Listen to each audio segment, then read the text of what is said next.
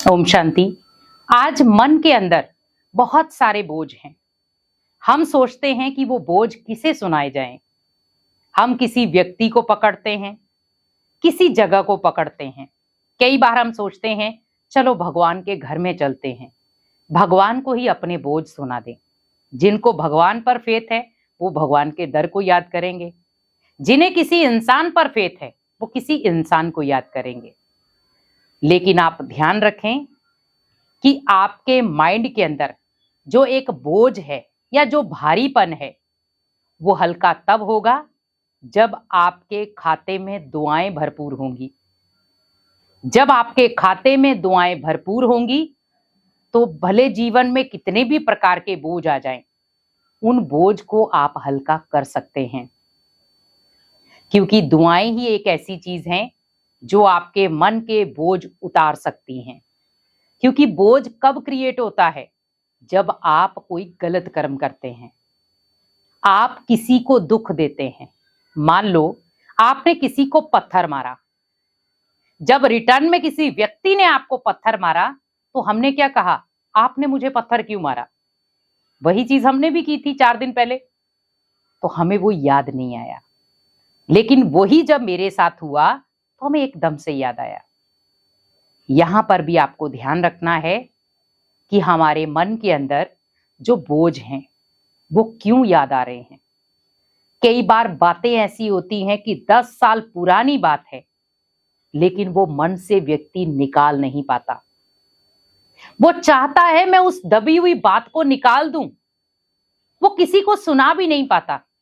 बस अंदर ही अंदर वो घुटता रहता है, मैं कैसे सुनाऊं, और उस बात को वो दबाता चला जाता है। उसके ऊपर और सारी बातें आ जाती और व्यक्ति फिर अंदर ही अंदर सोचता है कि या तो मैं खुद को खत्म कर दूं और या तो मैं कहीं चला जाऊं।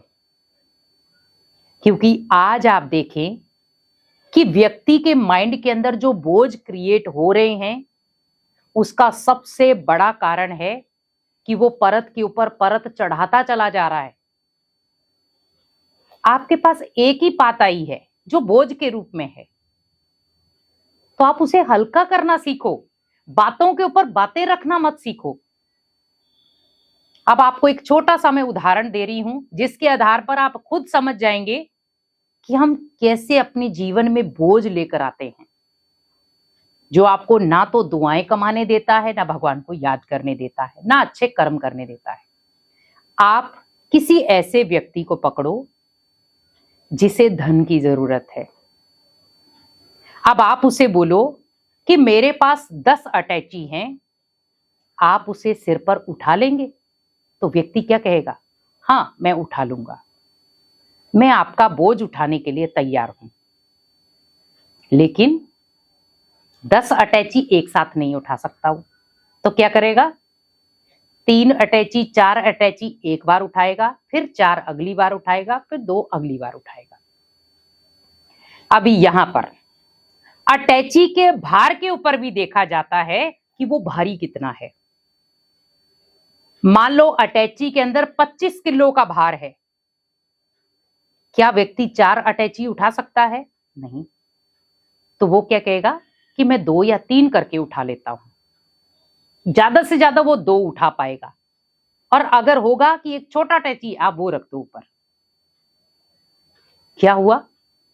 अटैची के अंदर वजन कितना था उसके अकॉर्डिंग ही, उस वजन के आधार पर ही क्या हुआ, उसने उस भार को उठाया, उस बोझ को उठाया। यहां पर आप भी देखें कि आपने जो बात को अंदर रखा हुआ है, जो आपके माइंड को बोझ दे रही है, कितनी भारी है वो। कई बार क्या होता है, बात बिल्कुल हल्की सी है, लेकिन हम उसे डालते जाते डालते जाते डालते जाते, और उससे क्या होता है, वजन बढ़ जाता है उसका। और फिर हम जब उसे खाली करना चाहें तो खाली होती ही नहीं है, तो हमें वहां पर डर लगना शुरू हो जाता है। अगर मान लो उस व्यक्ति को प्रैक्टिस ही नहीं है कि भार कैसे उठाया जाए, वो 4 कदम चलेगा और थक जाएगा, और फिर क्या कहेगा, इसको उतार दो।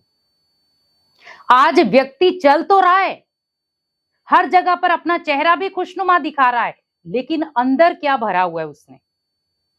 आप चेहरे को सजा रहे हैं, लेकिन अंदर क्या है? अंदर का खालीपन कैसे भरेगा? अंदर जो मन के अंदर आपने इतने सारे बोझ इकट्ठे किए हैं, वो कौन लेगा? तो उसको लेने के लिए स्वयं भगवान आए हैं। और भगवान कह भी रहे हैं कि बच्चे श्रेष्ठ कर्म करो, दुआएं कमाओ।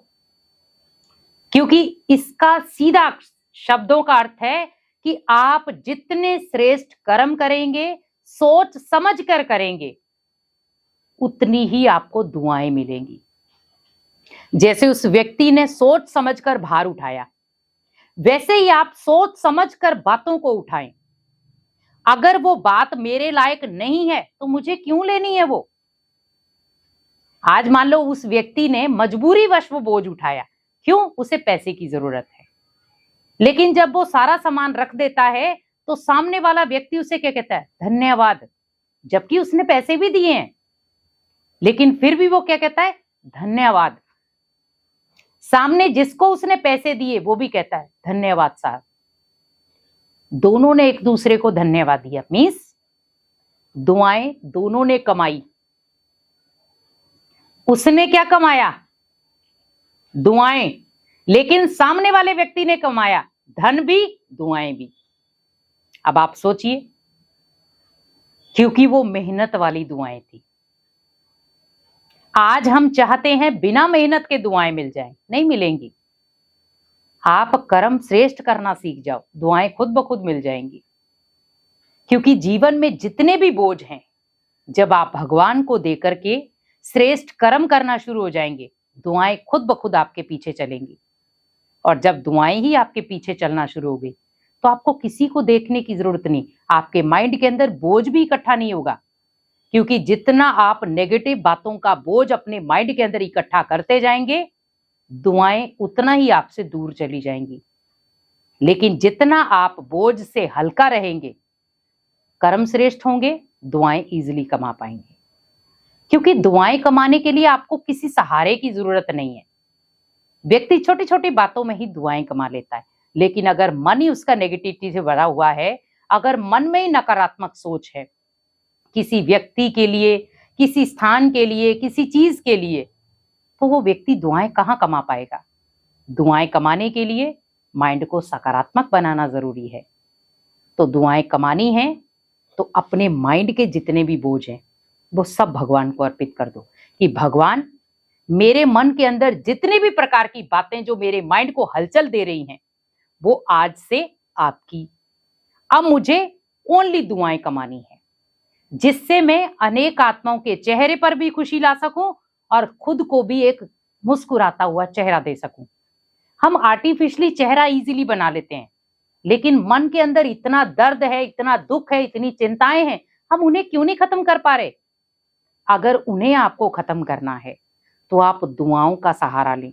जितना आप दुआएं कमा सके उतना कमाएं, तो आपके अंदर से मन से दुख, दर्द, चिंताएं और बोझ, ये सब कहां झटके में खत्म हो जाएगा, आपको पता भी नहीं चलेगा। तो दुआएं कमाएं और अपने जीवन में खुशियां लाएं। ओम शांति।